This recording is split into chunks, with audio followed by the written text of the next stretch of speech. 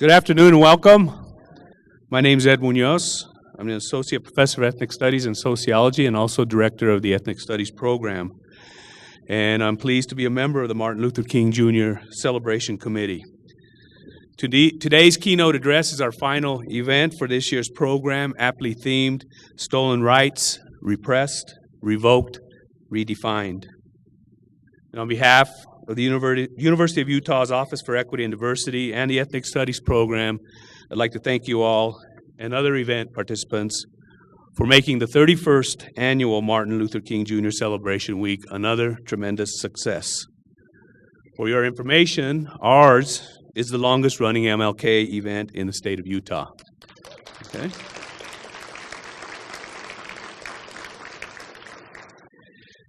The MLK committee takes into account the extent to which speakers will generate thoughtful consideration of multiple perspectives, regardless of whether the perspectives represent popular or unpopular positions. As an educational institution, the committee members believe it is imperative to stimulate debate among our students and expose them to current issues that impact the lives of all our members of our communities in the state of Utah and across the country. Now then, I'd like to introduce MLK committee member Dr. Karen A. Johnson. Dr. Johnson is an associate professor of education and teaches in 2 academic units, the Department of Education, Culture, and Society, and the Ethnic Studies Program. Her research accomplishments: she is the co-editor of African American Women Educators, a critical examination of their pedagogies, educational ideas, and activism from the 19th century to the mid-20th century. She's also author of Uplifting the Women and the Race, the Educational Philosophies and Social Activism of Anna Julia Cooper and Nannie Helen Burroughs. She is currently conducting archival research on Black women's experiences during the U.S. Civil War and a book project that examines the educational perspectives of Septima Clark. Dr. Johnson.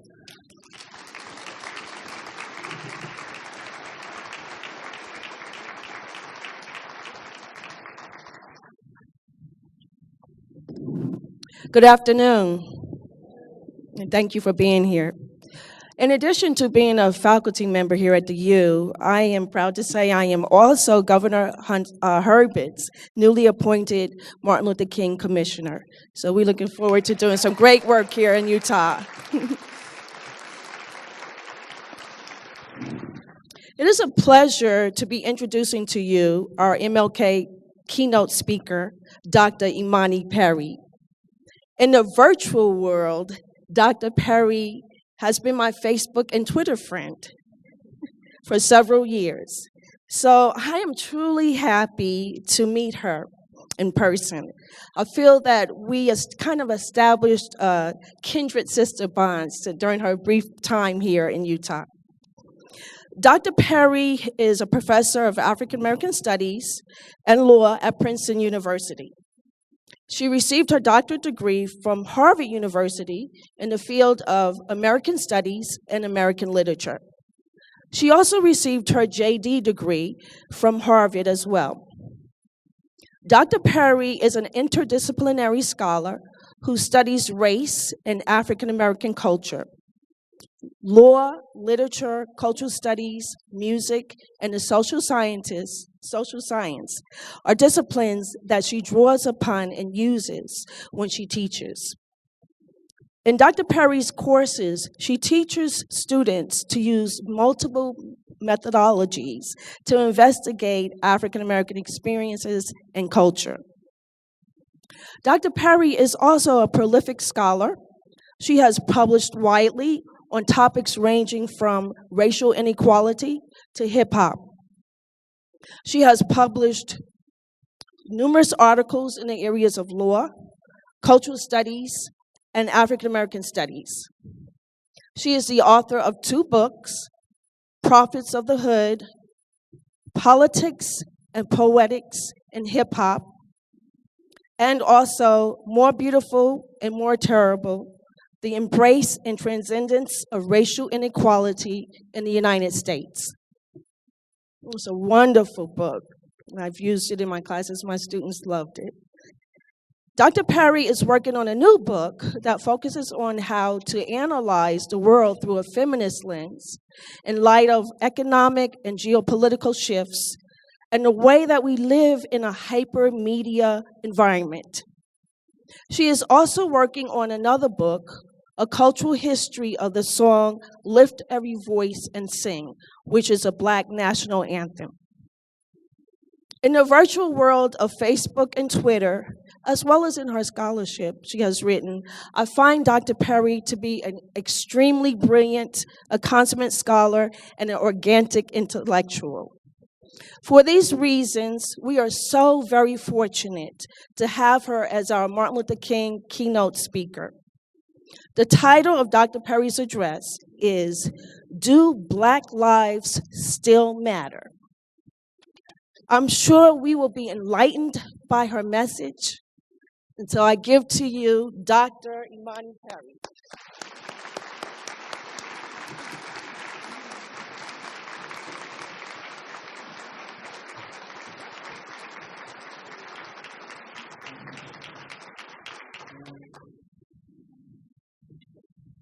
Wow, thank you so much for that beautiful introduction.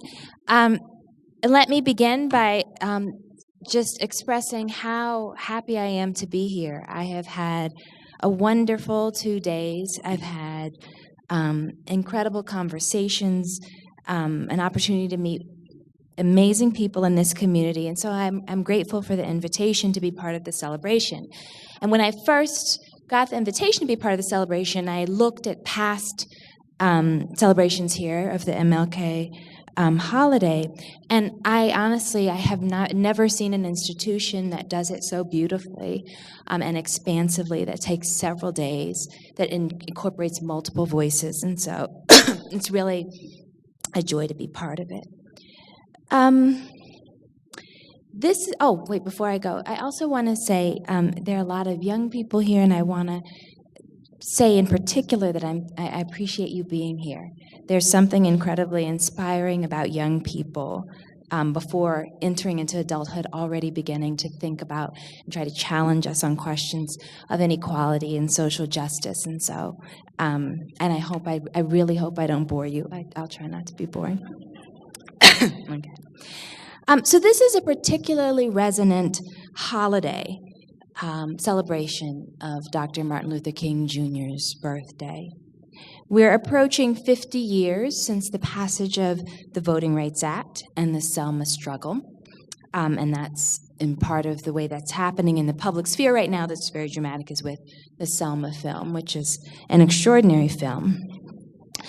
And for many people, 50 years also is in some ways a time of reckoning. It's both commemoration, it's remembering, but it's also reckoning with the fact that we are still separate and we are still unequal in so many ways along the lines of race and identity.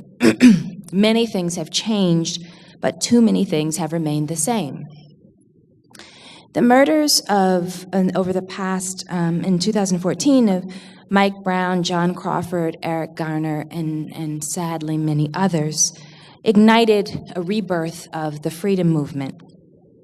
The embers had always been burning in pockets of social justice activism all over this nation and all over the world, but these untimely deaths of innocent men, deaths that seemed to be far too close to lynchings, summary executions in the street without procedure or process, and in particular, Mike Brown's body lying for 4.5 hours in the street, like so many young Black people before him in the days of Jim Crow.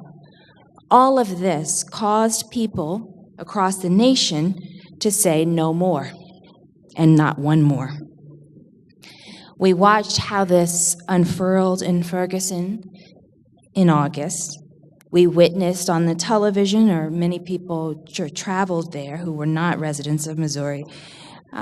We witnessed standoffs between citizens and the police, tear gas and tanks. And remarkably, for our era, the media was there to allow us access to it. And I say that is remarkable because for decades, mainstream media has been avoiding coverage of protests in the United States. And now something has changed. We are beginning to see what people are doing in other places. And this is undoubtedly due to the democratizing force of social media.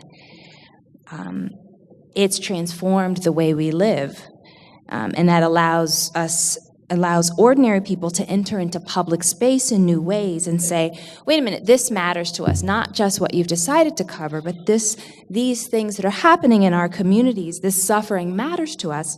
And it drives the media corporations to pay attention, these conversations that are so important and so robust. And it really, in some ways, it shifts the norm. I mean, I think for those of you who are not of the analog era, right, who never typed on a typewriter,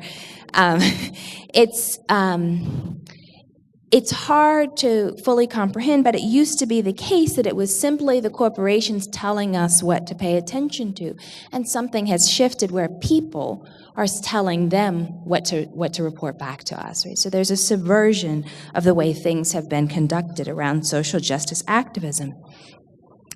Now, there are three people. One of the mantras that has come up in the midst of all of this is Black Lives Matter. And it was created by three Black women. And it was intended as an assertion in response to this death, all this untimely death, to say, well, no, in fact, we reject this idea that someone can die and be left in the street for hours and there be no remedy, no response, no procedure to respond to the fact of his death, and so they decided to say no. Instead, we're going to set forth the argument that Black Lives Matter. It first circulated on social media, primarily on Twitter, and it's now the hashtag that's captured the spirit of the current movement.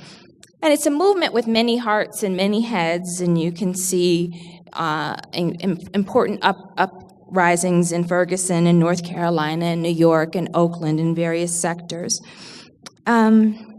And it's a mantra, and that's important because the mantra, Black Lives Matter, is attached to a conception of organizing and social justice that is deeply inclusive along multiple lines of difference and rejects elitism and also rejects the idea that we have to wait for one great leader to guide us to liberation. It seems more explicitly that it is a movement that is imagined in the tradition of Ella Baker, who was a Black woman of the South who was an organizer. She worked closely with Dr. King in SCLC. But what perhaps most importantly was the godmother of the Student Nonviolent Coordinating Committee. And her approach was always that you explicitly and implicitly believe and operate as though you're nurturing local and youth leadership. Everybody's voice matters. We are cultivating strong people and not just strong leaders. And this movement seems to be, in many ways, the descendant of that kind of wisdom. Now, almost immediately after the mantra and slogan Black Lives Matter caught hold, there were people who began to respond with, well, no, all lives matter. And in fact, the president used this statement during the State of the Union the other night. And you saw, it was really interesting for me to witness these arguments on social media where people were going back and forth. And some critics of the slogan, Black Lives Matter, argued that to focus on Black lives was to act as though Black people's lives were more important than others, or that Black people are the only ones who suffer inequality and injustice and premature death. And there are people who said it sounded too segregationist. And I have to admit, I found this negative response to the mantra Black Lives Matter to be both strange and misguided. And that's because Black people die from homicide, from lack of health care and adequate nutrition, from various kinds of environmental hazards at a rate higher than others in the society. Now, I say that, but I should also say that my work has always held the position that race is not a binary. It's not two groups, right? There are multiple groups. And non-African, and this has a graphic reality, I think. So you can imagine on two axes. So there's there's this idea of Americans as a kind of inside or outside, and that usually correlates to citizens, right? Inside, those who are inside the wall of citizenship, and those who are non-citizens. And then there's also high and low status, which correlates to class. So the poor, right, at the bottom, and the elites at the top, and that we exist in this matrix, and so different groups find themselves in different pieces of the matrix depending upon the moment that we live in. So all that to say, people of color of various sorts are not simply racialized as black or white, or not should not be reduced. There's a much more complex picture to race that includes various kinds of invisibility, that includes questions around immigration status, that includes questions around language barriers. All of these are parts of racialization that exist both for multiple groups of people of color, including subgroups of people of African descent in the United States. So I say all that to say, well, yes, of course, I believe that all lives matter, and in fact, we need to think about social justice issues more expansively. But I'm not someone who's going to turn away from the language of Black Lives Matter, and I'm going to spend some time telling you why. Some people have a mistaken impression that the fact that in the United States people talk so much in terms of black and white actually does some benefit to black people, and it doesn't. The failure of this idea is clear with the kind of outcomes that we see. Attention being paid to you in a racially unequal society is not necessarily a position of privilege. In fact, attention can be deadly. The movement at hand grew in response, and in particular, a response to the summary execution of Black people. But the principal organizers behind the movement are deeply inclusive. They resist privileging men over women, middle class and elites over the poor and working class. They include discussions not just of young men, but of children, young people, women, the elderly, LGBT folks, and the poor.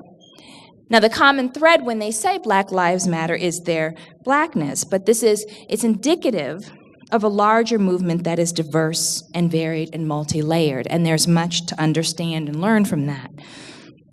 So I'm arguing today that one, it's perfectly fine to state Black Lives Matter, and that assertion actually has meaning for all of our lives, irrespective of our racial identities. When people immediately rejected Black Lives Matter for All Lives Matter, the response signaled an avoidance that is all too familiar. In fact, Dr. King has now been enlisted by some quarters to be a representative of this avoidance. It is a distortion of his legacy to say that he wasn't concerned with Black lives in particular, or that he was colorblind. He was a very color-conscious person. He could not have waged his movement had he not been color-conscious. Rather, he began his organizing from the circumstances of his own people, Black Americans, and their struggle. And from there, he developed a politic that was multiracial and global. He developed out of the specificity of the conditions of the Jim Crow South into a critique of colonialism, neocolonial and imperial aspirations of wealthy nations, a critique that had embedded in a solidarity with indigenous people, both here and as well as people of Latin America and Asia and Africa, and resisting the conditions of domination that they faced as a result of the Age of Empire. His solidarity with all these communities was based in ethics first and foremost. He found allies across the lines of race without ever wavering in his insistence that little Black boys and little Black girls mattered, and that it was important for Black Americans to not just have the right to vote, but a reason to vote, and to not just have the right to sit at a lunch counter, but the means to pay for a sandwich. That to say Black lives mattered meant also to say that class matters. He understood that there was no tension between an assertion about the relevance of Black life and that of the importance of all of humanity. In fact, it's quite the opposite. It was through the lens of looking at the particularities of Black life in the United States that he could see and say that a threat to justice anywhere was a threat to justice everywhere.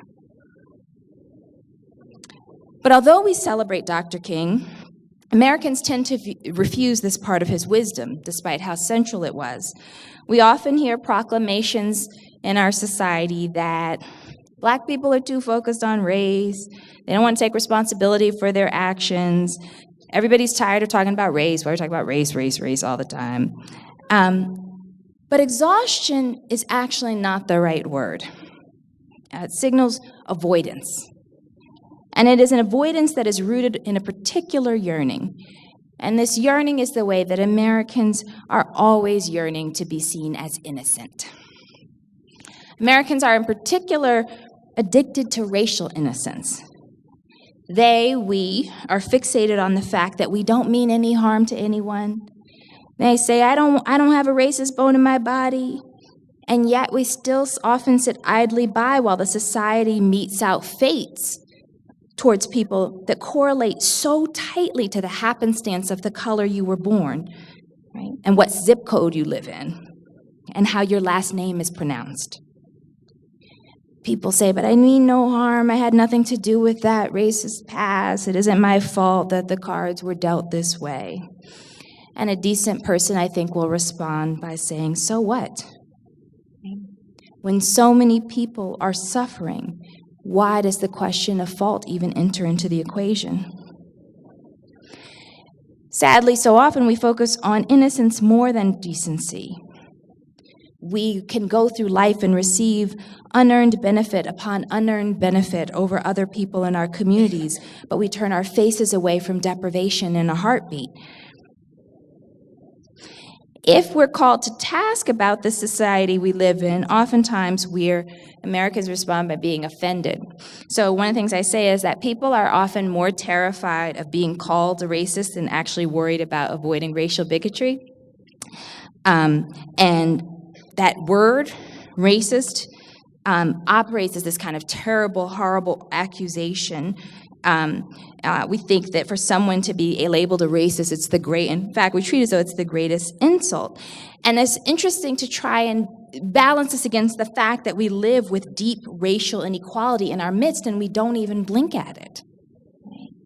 So we're focused on innocence as opposed to inequality.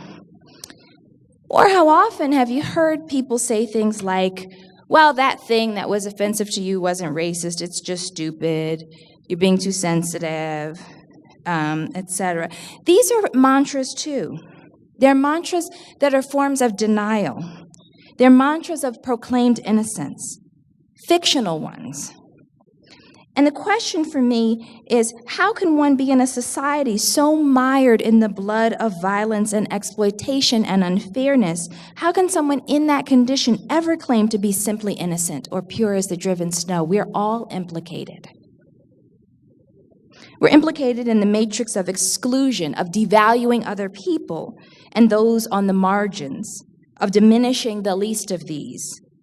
And insofar as we refuse to acknowledge that, not only can't we say all lives matter, we are forced to ask, do Black lives really matter after all? Black Americans are the most incarcerated people on the planet. We're more likely to be locked up than any other group. The avoidance/innocence response to that fact, and I have seen this multiple times, and that's why I can say it so easily, is that people say, well, Black people commit more crime, they commit more of the crime, and not an evaluation of the fact that Black people also have the highest unemployment rates, are most policed, are most likely to be stopped, arrested, charged and convicted when all other things are equal than any other group in this country. The avoidance-innocence response will not consider the fact that while white Americans use drugs at a higher rate than their Black counterparts, Black Americans are incarcerated for drug offenses at astronomically higher rates than their white counterparts. When Black Americans in urban cities have growing high school dropout rates and lower rates of student achievement, The avoidance innocence response you often hear is, well, Black people don't really value education. Even though when African Americans are surveyed, they place as high or higher a value on education than any other ethnic group. A better explanation, based in evidence, might be that schools populated by African Americans are the least resourced. A better explanation might be there's an impact of stereotypes and inequality and low expectations upon these children. The explanation that's so often chosen, they just don't care, right, is actually not based in evidence, but the racial stereotype that allows the nation to have clean hands, even though schools are so profoundly unequal. Black Americans have the highest unemployment rate, and some people will say, well, that's because Black people don't really like to work. They like to get money from the state, right? Even though, for most of this nation's history, the labor of African Americans was backbreaking and uncompensated, and then backbreaking and exploited. And now, when certain forms of labor exploitation are illegal, because most African Americans are citizens, then they are the least likely to be hired and the most likely to be fired. While at the same time, those older forms of labor exploitation are exacted upon Latinos. There's evidence that employers are more likely to hire a dropout white ex-felon than a Black high school graduate who has no criminal record.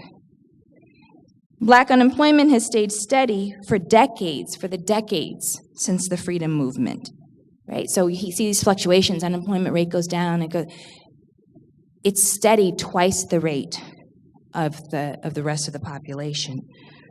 And it almost comes across, though not perhaps intentional, as a punishment for the insistence upon their rights being recognized back in the movement. Black Americans are often depicted as being the most homophobic group, even though Black, queer, and trans people are the most likely to come out of all racial groups. And Black, queer, and trans people suffer more violence, more homelessness, and unemployment than other LGBT groups, and thus merit central attention in those struggles. So these are just a few examples, and I could give many more. And the point is that the narrative of racial innocence vis-a-vis Black Americans is in the heart of this country, and it's a product of one of the two original sins. One original sin is the genocide against indigenous people, and the other is slavery. And the narrative of racial innocence has never been abandoned. It distorts our interpretations of our fellow community members, and it feeds practices of racial inequality. And so it forces us to ask ourselves, once again, do Black Americans matter after all?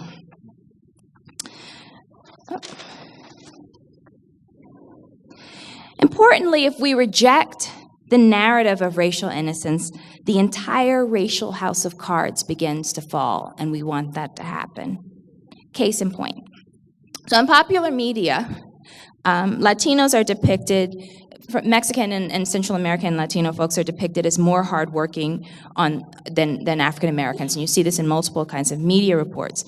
And what that produces is actually a discouragement from forging political allegiances and alliances, because the two groups are talked about as though they are in competition.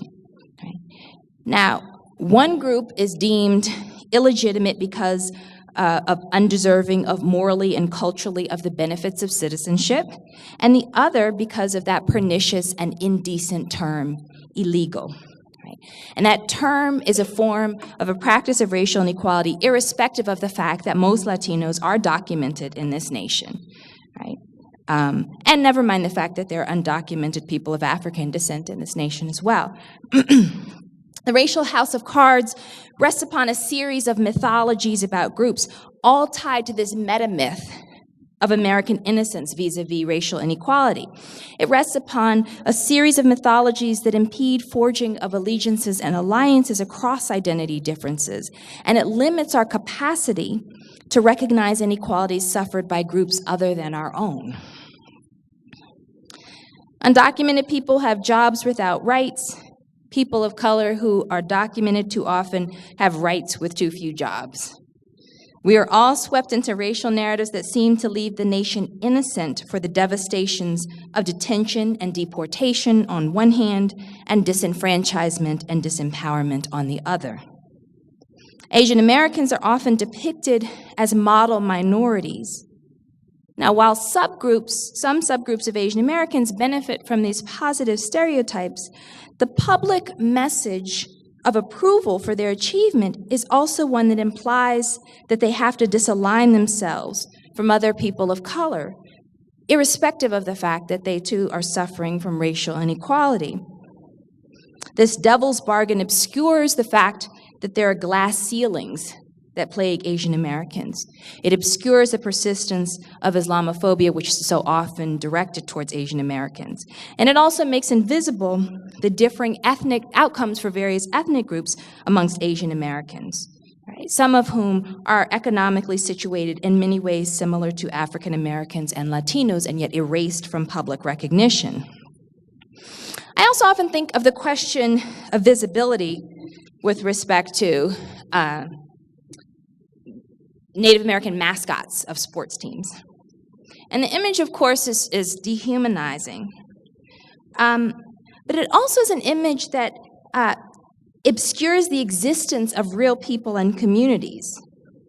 And it's funny because those who champion these mascots, you often will hear proclaim they are appreciative of the cultures and also claim innocence, right?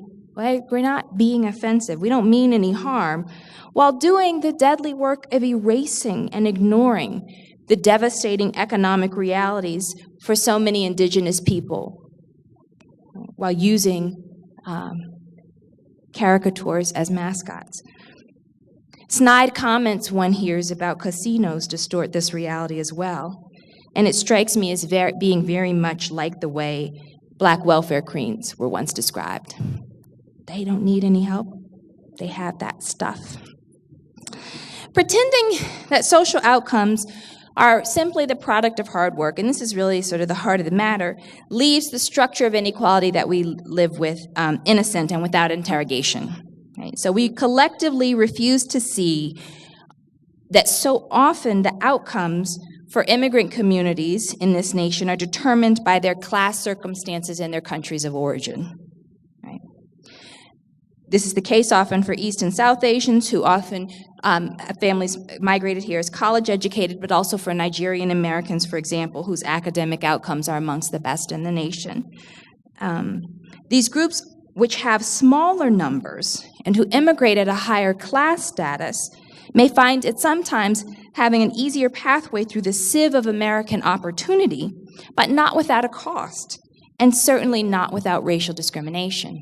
We have to understand that, the network between all those things.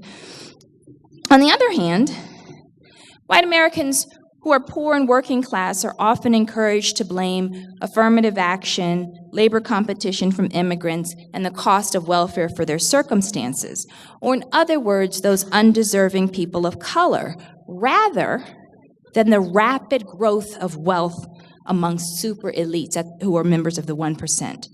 They take up more seats in elite colleges and high-paying corporate jobs than all the people of color in those places put together. Okay? But because we're addicted to the myth of racial innocence, our capacity to understand the world is impeded in multiple arenas, along the lines of realities of class inequality, of ethnicity, of gender, and of sexuality. It sets up colored straw men as powerful distractions to reality. Now, if we use smart evidence, we can destroy the myth of American racial innocence and bring ourselves closer to the truth of racial inequality and class inequality and all sorts of inequality in our society. We can use that evidence to explode the pernicious and dangerous narratives, the stories we tell that soothe us into thinking that the depth and persistence of American inequality are okay because it's just their fault. Now, let me remind you, there were always stories used to justify racial inequality. And I say this because there's a lot of times there's kind of resistance. Like people want to hold on to these narratives of different racial groups being. That's always been part of this practice of justifying racial inequality. There were stories in slavery about people of African descent being out of control and irresponsible and oversexed. There were stories during the genocide against Native Americans about them being savage and poor decision makers and simply drunk. There were stories during the Holocaust. There were stories during colonialism. There were stories during Jim Crow. Stories have always operated to placate the populace to accept evil and injustice. This moment is no different than those. So we have to stop believing these stories that justify inequality and start telling stories that help us eradicate it. Right?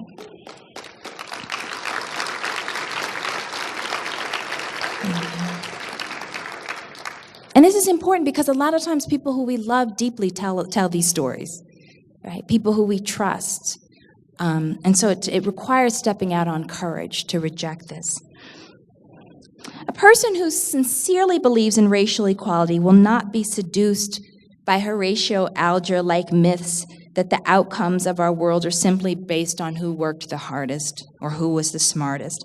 The greatest predictor of SAT scores is parental wealth. The greatest predictor of college graduation rates is parental wealth.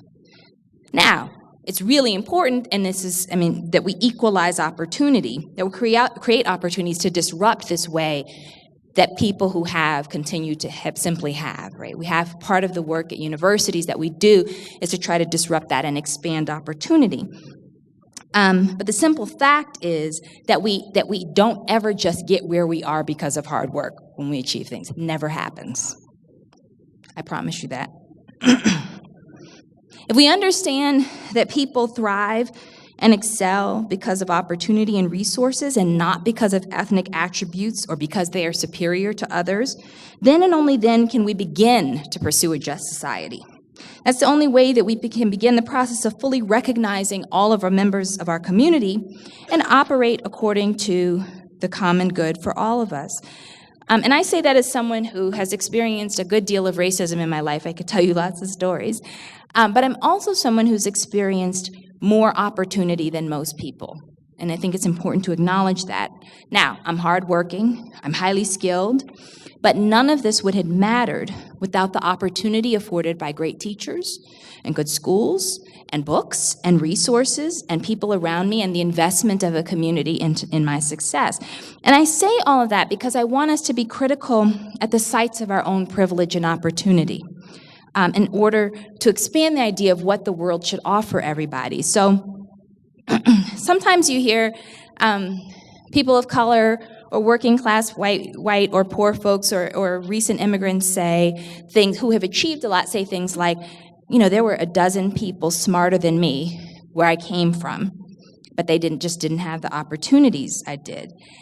And I think sometimes when people say this, we think, oh, that's just a nice, humble thing, for people to say, to try and say they're down with the people.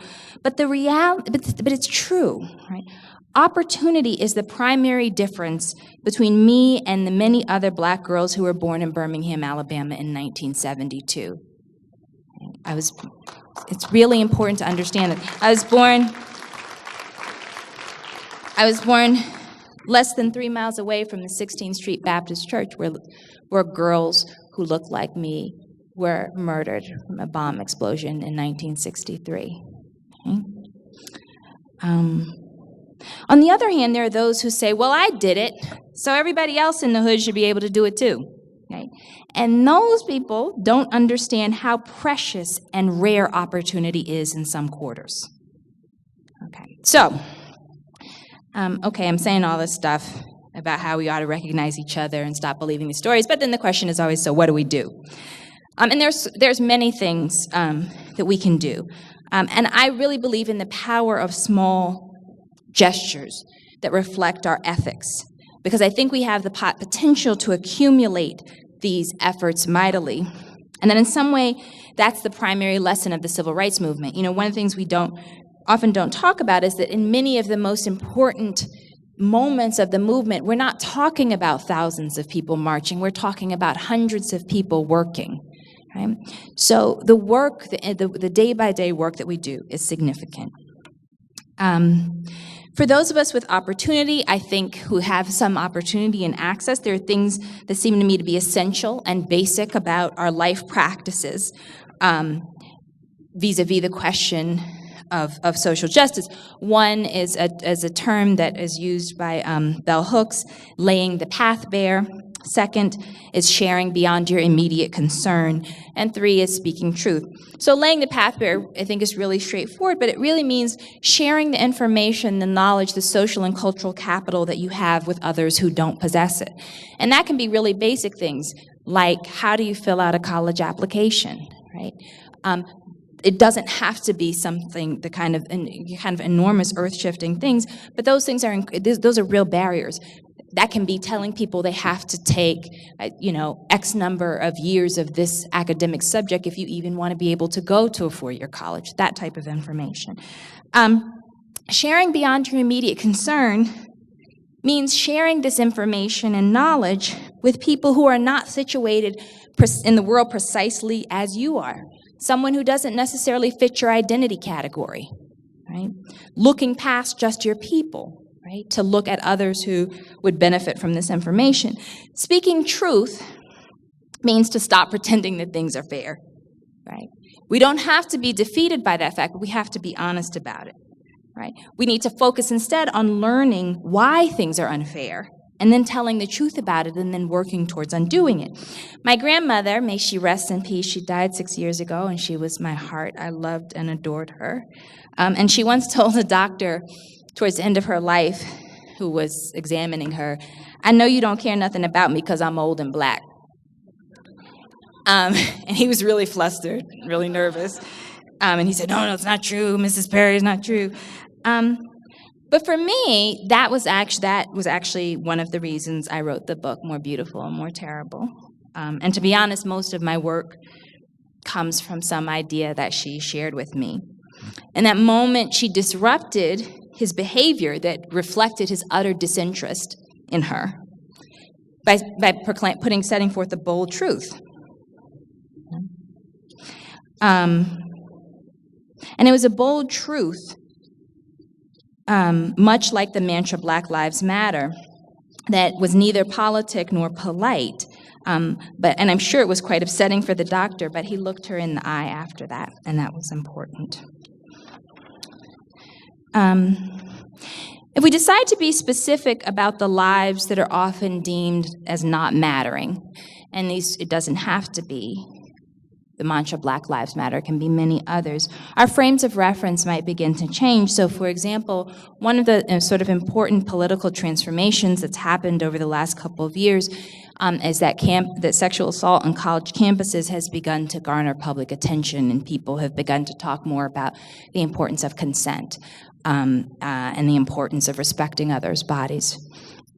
But if we lived with the mantra, undocumented lives matter, then we might respond also to the data that suggests that close to 80% of women crossing the border have been sexually assaulted. If we start to insist on asserting lives matter that are often treated as not mattering, we might start to respond more effectively to the high numbers of foster children, Indigenous women, and incarcerated people who experience sexual violence.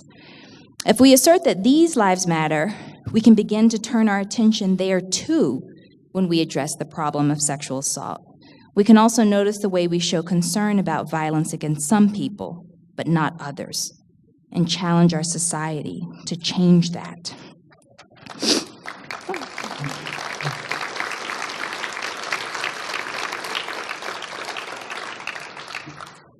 If we decide to be specific about lives that are often deemed as not mattering, we will be alarmed when we realize that a people who have really only been voting for 50 years, although guaranteed the right to vote 150 years ago, and are now systematically disenfranchised by the workings of both the prison industrial complex and voter suppression, right?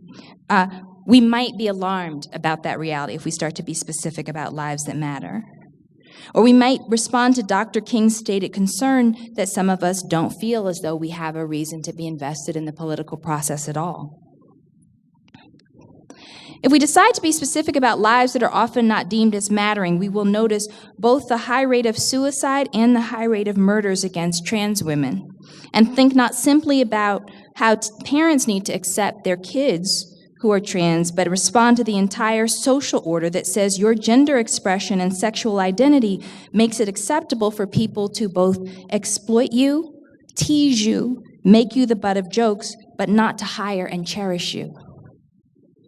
If we decide to be specific, it's important. It's not. If we decide to be specific about Black Lives Matter, we will acknowledge that this country has never made good on the promises of Reconstruction for equal protection of the law and protection from discrimination from the badges and incidents of servitude. Public figures as various as Cliven Bundy and Michelle Bachmann have suggested that things were better for Black Americans under slavery, or that the world was better when Black people were enslaved. Now think about the fact that that's part of public discourse. You can see that people say that on the news. To be enslaved, to be without protection from the violence of rape and beatings, without the capacity to be compensated for your work, without the ability to keep and protect your children, without the ability to move freely about the streets. There are people elected to public office that would put me in chains again, like my foremothers and forefathers. That's essentially what they're saying. And to them I say, Black lives matter, and so does Black freedom.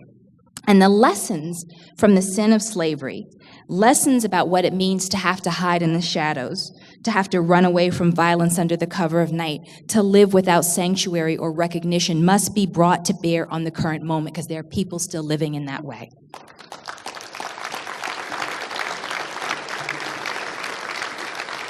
So saying that, and then going from saying that, right, you could say lots of jazzy words, but moving to a place where we live that as truth is a really challenging task.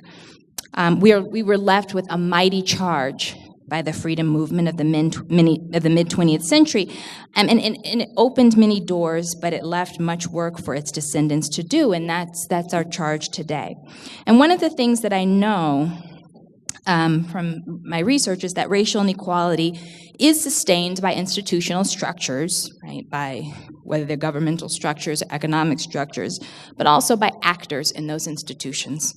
And it is the cumulative effect of disadvantaging some people and disinvesting and devaluing some places that sustains racial inequality.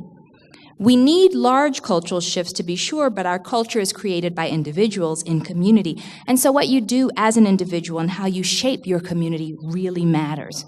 And I think that's incredibly important, especially important for the young people. Now, the reality is that the impulse to move towards racial equality is thwarted in some ways. One of the things my favorite things about kids is that kids have a really deep sense of fairness.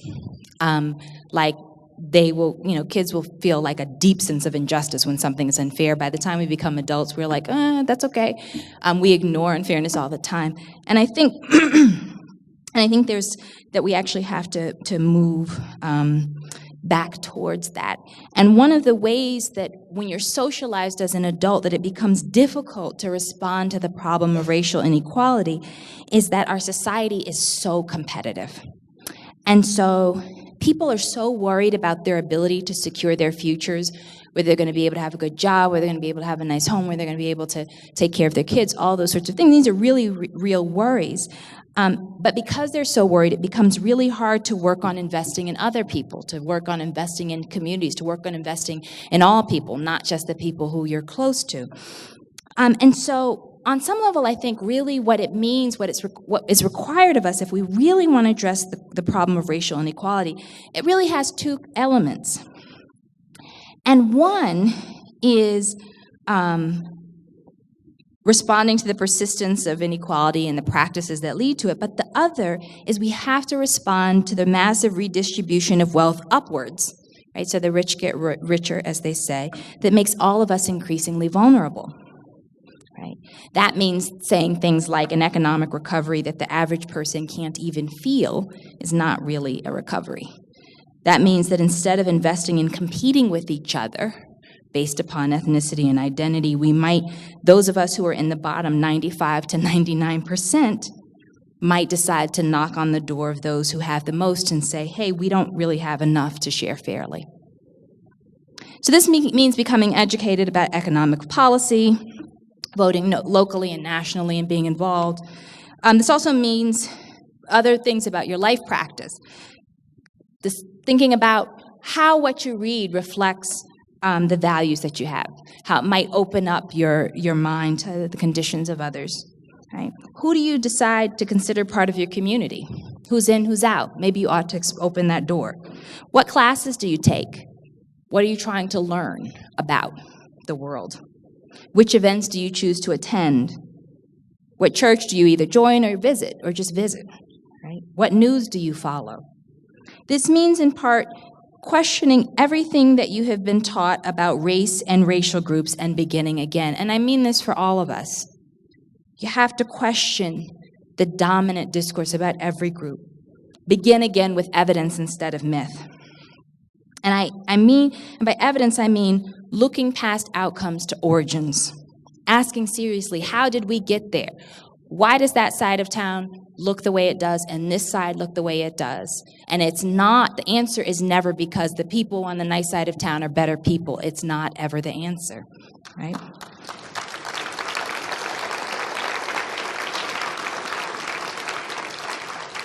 Rather than filling the gaps in our knowledge with stories about culture and labor, look for conditions, look for whether opportunity is present, and resources, means to ends.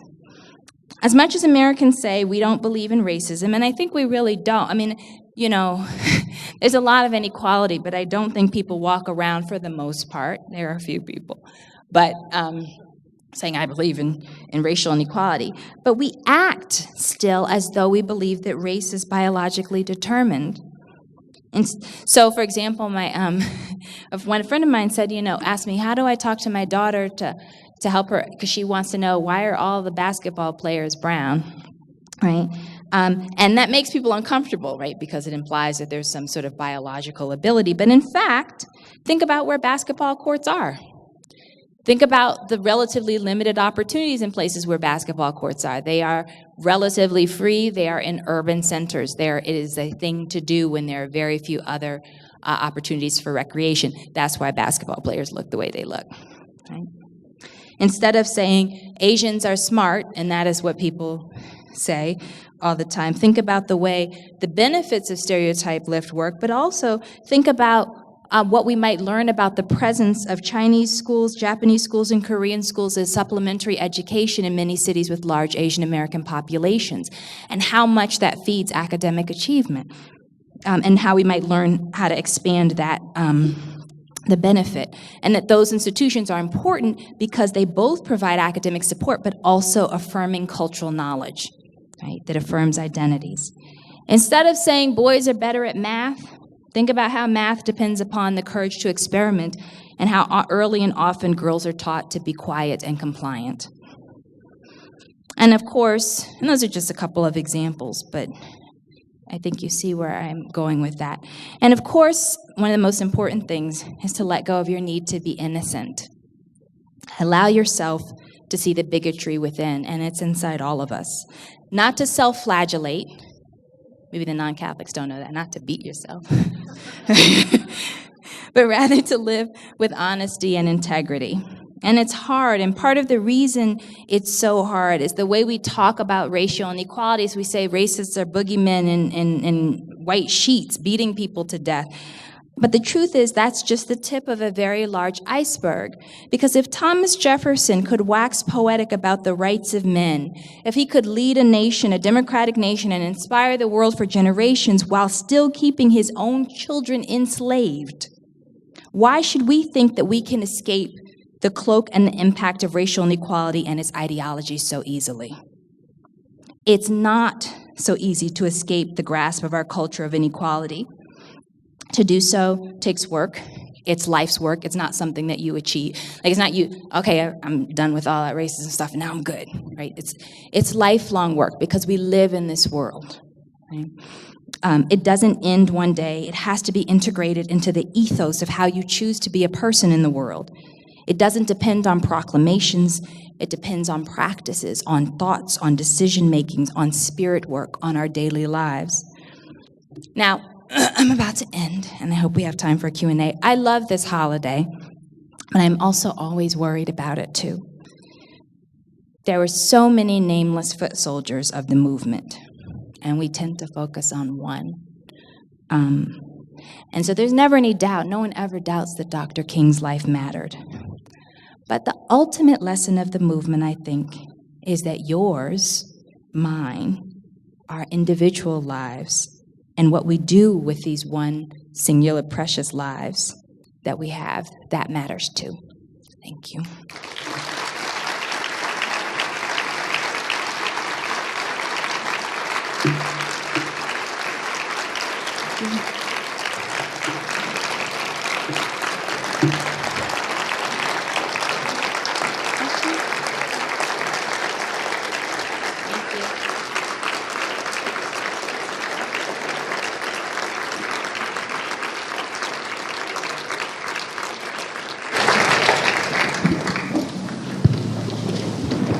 Thank you.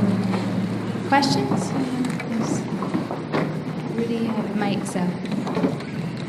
Questions or comments or thoughts? Challenges?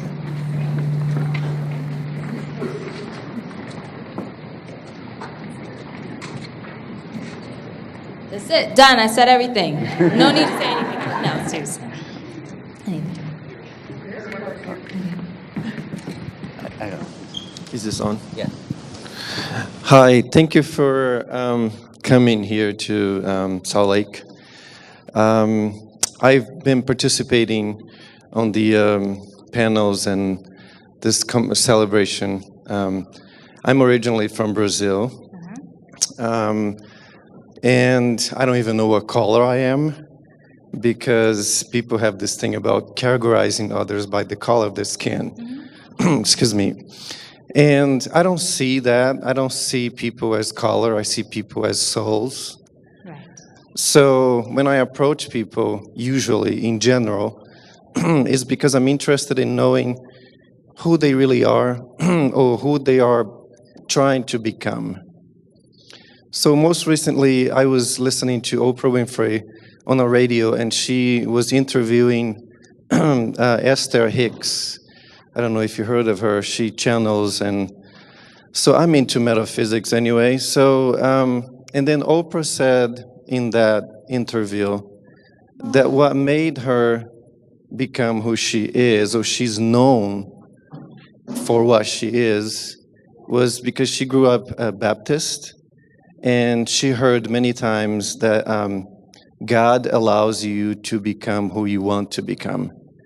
And when I heard you saying the opportunity or opportunities are really what makes some people stand out or not, I truly believe in that. Because, trust me, I've been trying my best to have a voice, to participate in the society, but many times I feel like I'm invisible.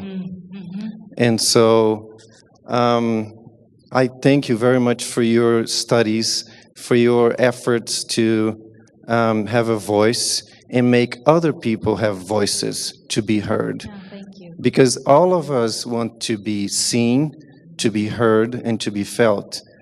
Very few of us will have a fulfilling life where we can achieve those desires. I'm taking a lot of time, I'm sorry.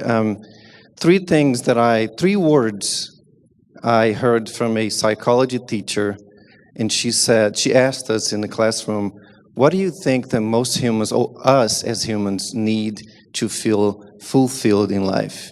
Nobody had the answer, and she said, respect, recognition, and love.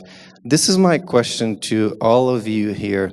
How many people do you respect, do you love, and do you appreciate in life? Ask yourself, not anybody else, but ask yourself. Thank you very much.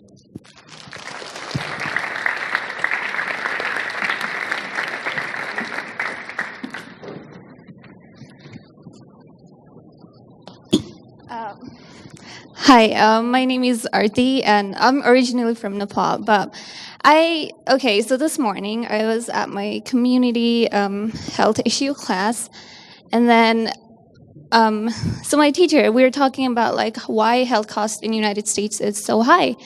And one of the very privileged white kids stood up and said, because America is all covered with immigrants, and like immigrants take all our health costs because they use translators, they don't know how to speak English, and we have all these immigrants. And I got really mad, and because I'm an immigrant myself, and I got so attacked like by his words. But then the teacher was like, yeah, that's one of the reasons. And I was like, you intellectual person sitting in front of me is saying that immigrants are taking your like health benefits and everything, where like my dad has been working for 20 years and paying all your taxes, working 3 jobs, not taking a day off. And I come from that family, and you're like, so I don't know, Right.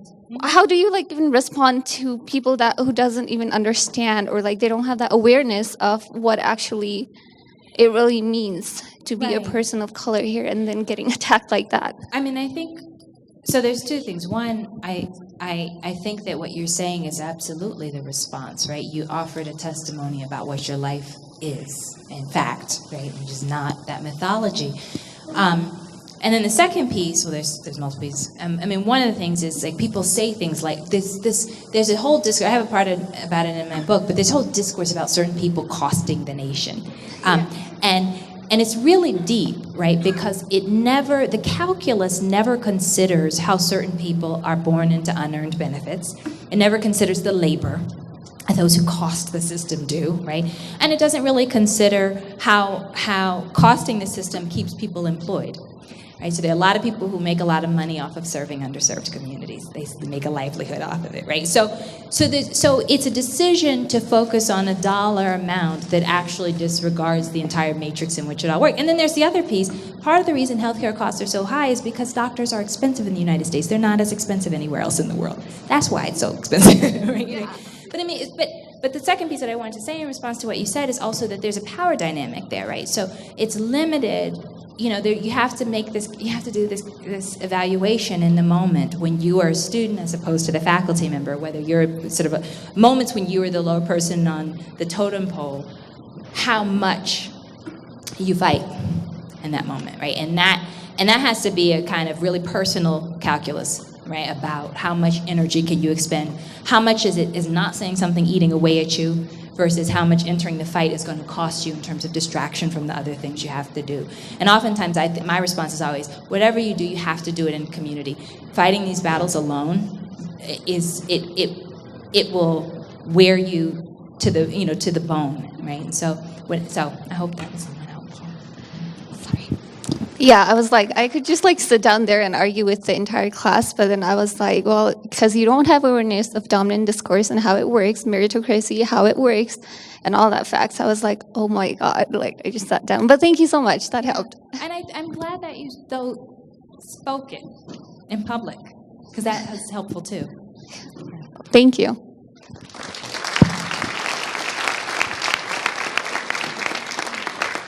Hi, thank you for being here. I really appreciated your speech.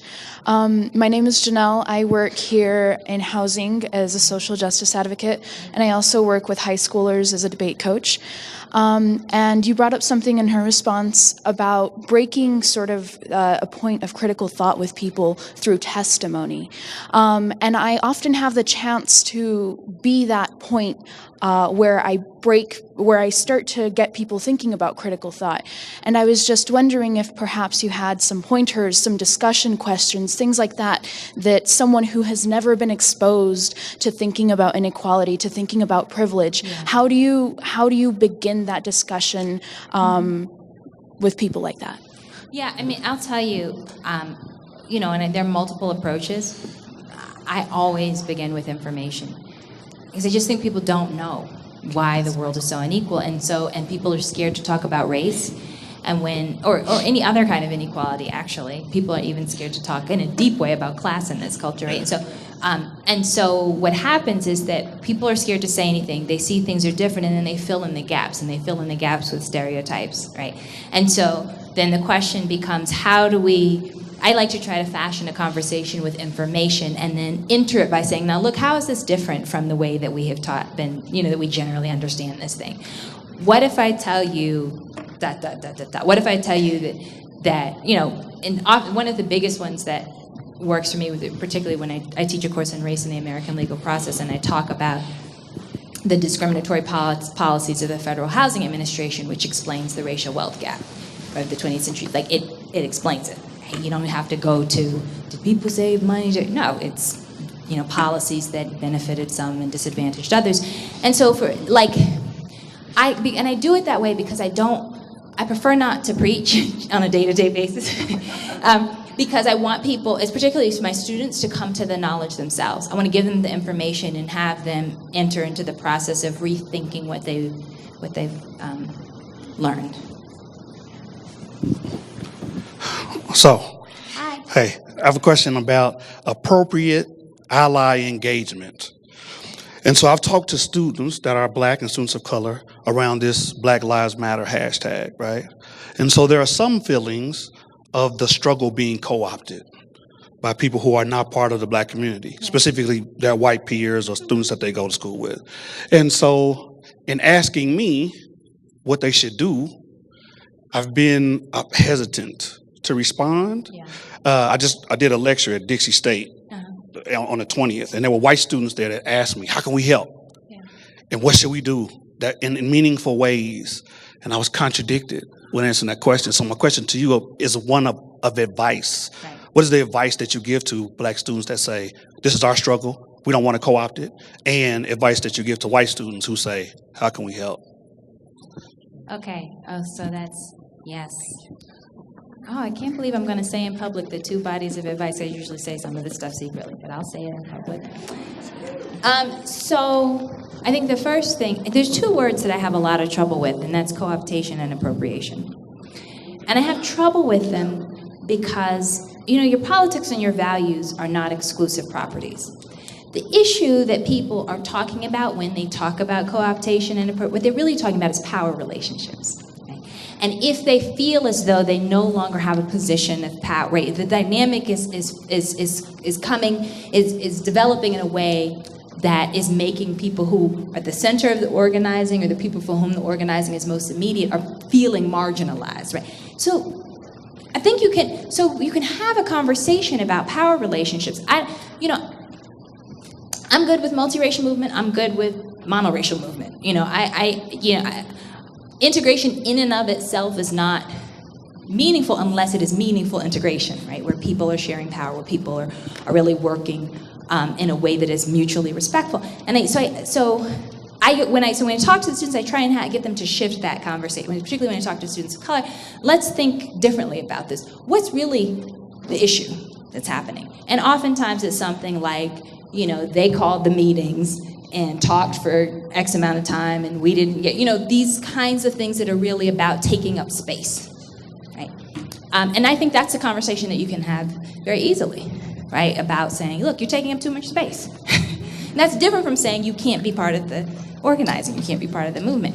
I have had a number of conversations with white students who, white students, Latino students who have felt marginalized, at least on campus, my campus and campus, in the context of all of this. And my response has really been, you can't give over the authority of your political convictions to anybody else. So that person, so you can do kind of the self-critical work, you can do the personal interrogation, you can, try to listen effectively, but ultimately you can't let other students dictate what your politics are and what you're involved in. Now, you may not be able to work with, so because I think that there is, because we're such an individualistic society, we like to sort of deposit our experiences of inequality on individual people. And so sometimes these moments become like that, like you did, and it's really about the entire structure of the university. It's about doors being slammed in your face. It's about being discounted in class. It's about professors not acknowledging your, it's about all this other stuff. And so what I want to tell, in particular, my white students, is that you have to understand that you're working you're part of all of this, but that doesn't mean that you have to sort of give over all of your authority, all of your personal power, all of your convictions, right? You just have to figure out how to do it in ways that are sometimes very difficult. And it's always really difficult. We have issues around the movement with gender on my campus, right? So, I mean, you know, it's just difficult work, I think.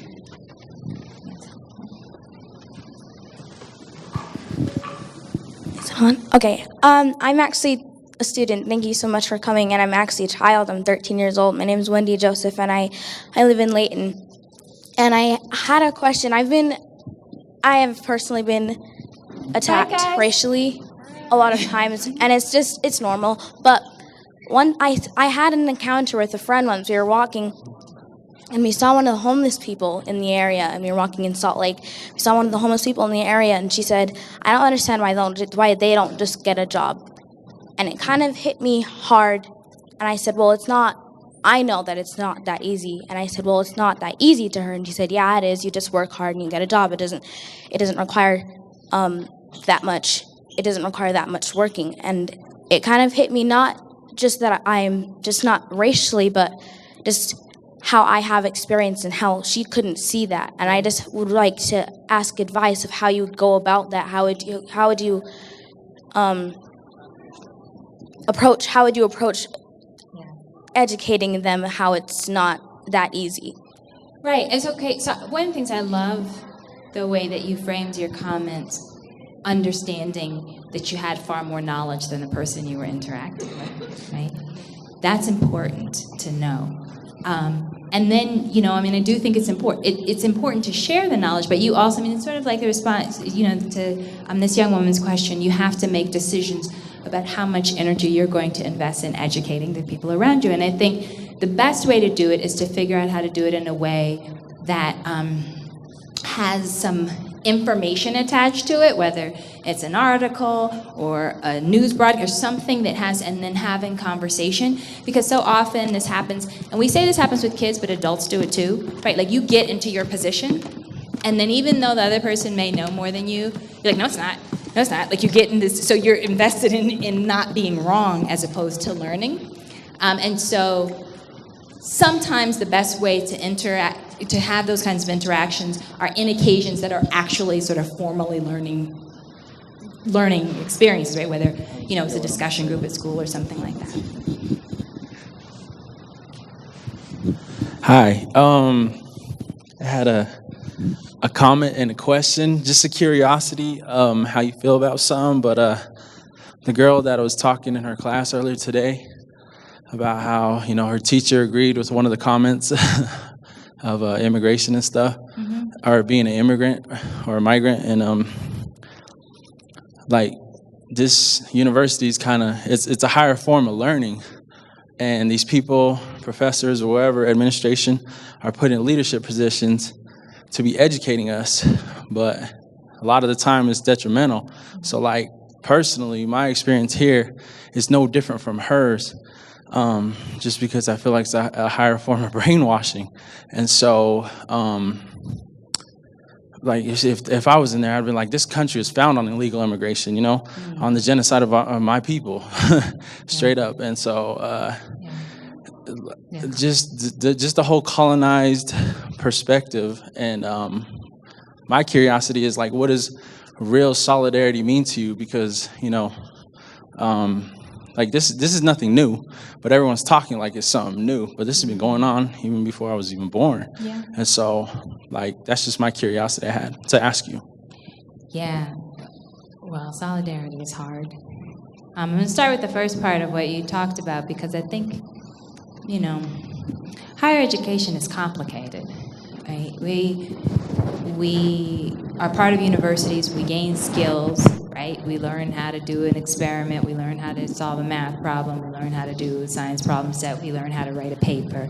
There's a set of skills, and those skills allow us to go in the world and trade upon them. We can use them to do various things. But then there's this other piece that's part of higher education that is ideology.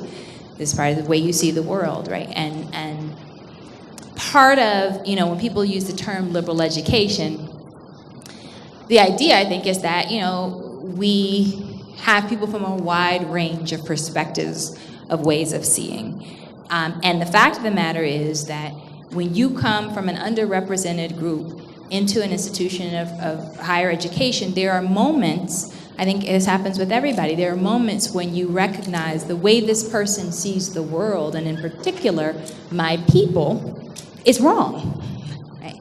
So you're saying like, it's brainwashing, but it's also, there's moments when they don't know, right? And so then the question is, I think as a person, your evaluation is, does that mean, well, one, how invested are you in teaching them, that individual, or how invested are you in changing the institutional culture so that doesn't happen, or how invested are you in just getting the things the knowledge that they can give you while understanding how limited it is with respect to your people, right? And so all of that is, I think, this kind of, and I think we just have to be honest, right? That it is a mixed bag, particularly from members of underrepresented groups. But I think it can be extraordinary too, because I think the skills that you learn in terms of reading, the skills that you learn in terms of doing things, can take you into directions that the classroom never does, and it's a lifelong process. Now, all of that, this question of solidarity, I think what your question implies is it's really difficult work, because we have all these, because we're competitive, because we have these ideas about other groups of people in our head, because we like to, in this country is all about hoarding resources, hoarding money, hoarding stuff. Solidarity, the very essence of the term is a rejection of that habit of hoarding, and that's why it's so hard to do, because people want to privilege the people they care about. And so I think of it like I was saying this earlier. I think of all of this stuff as a practice, right? It's not something that you just do and it's done. It's something that you work on. That's hard. That you're going to fail most of the time. And the question, when you said this has been going on forever, absolutely, right? We are living in the aftermath of the Age of Empire, right? We're under its thumb, and we have made strides in some ways and rolled backwards in some way, but all we can do is fight. What's the alternative, right?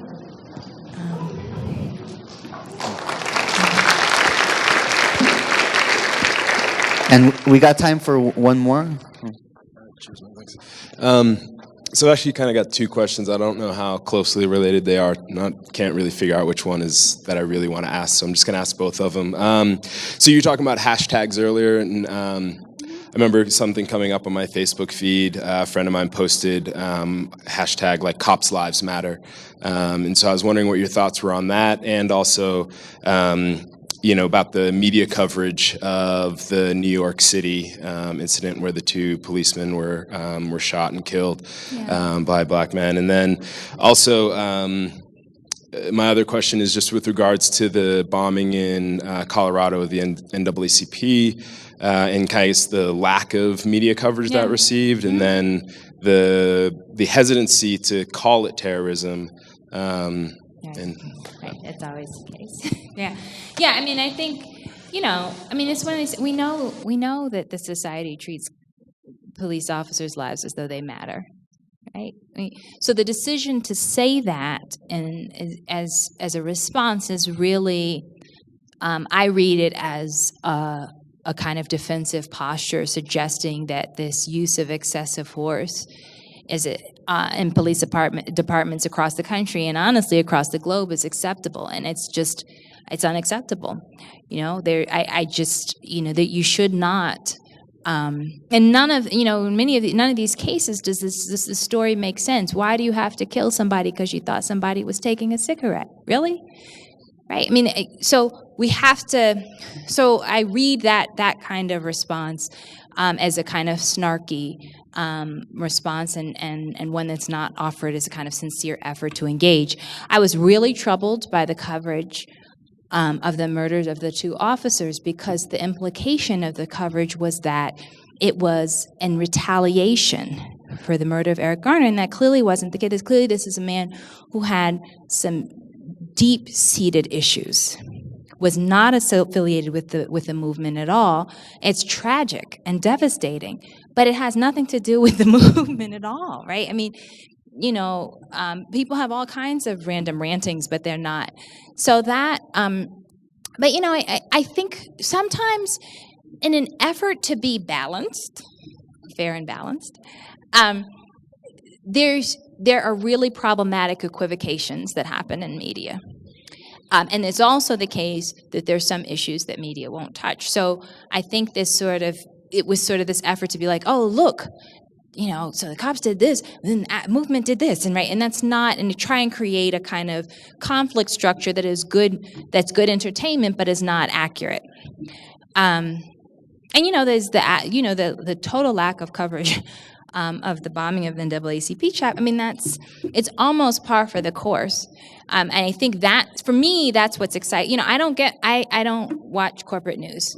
I don't get my news from there, because I get my news from the links that I get on social media. I get my news from newspapers. And that's part of the reason, because you miss so much important information about the state of the world out there. So, thank you guys so much. This was great. Thank you very much. Thank you. Another round of applause, please, for Dr. Perry.